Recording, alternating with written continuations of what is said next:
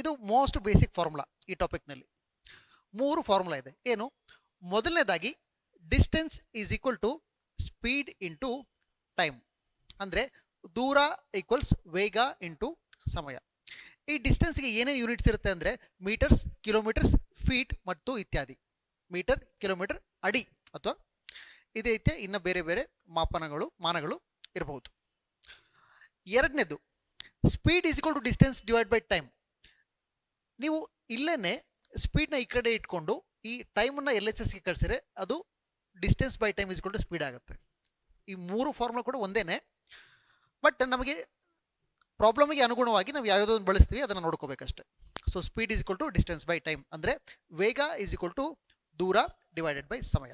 ಸ್ಪೀಡ್ದು ವೇಗದ ಯೂನಿಟ್ಸ್ ಏನಂದರೆ 1 metres per second, ಅಂದರೆ ಪ್ರತಿ ಸೆಕೆಂಡ್ಗೆ ಎಷ್ಟು ಮೀಟರ್ ಹೋಗುತ್ತೆ ಅಂತ. ನೆಕ್ಸ್ಟ್ ಕಿಲೋಮೀಟರ್ ಪರ್ ಅವರ್, ಅಂದರೆ ಪ್ರತಿ ಗಂಟೆಗೆ ಎಷ್ಟು ಕಿಲೋಮೀಟರ್ ಹೋಗುತ್ತೆ ಅಂತ.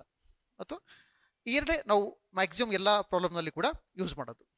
Next time is equal to distance divided by speed, ಅಂದರೆ ಸಮಯ ಈಸ್ ಈಕ್ವಲ್ ಟು ದೂರ ಡಿವೈಡೆಡ್ ಬೈ ವೇಗ. ಮತ್ತು ಸಮಯವನ್ನು ಯಾವ್ದ್ರಲ್ಲಿ ಅಳಿತೀವಿ? ಗಂಟೆ, ಸೆಕೆಂಡು ಅಥವಾ ನಿಮಿಷ, ಅವರ್ಸ್, ಮಿನಿಟ್ಸ್ ಅಥವಾ ಸೆಕೆಂಡ್ಸ್ ಯಾವುದ್ರಲ್ಲಿ ಕೂಡ ಅಳಿಬೋದು.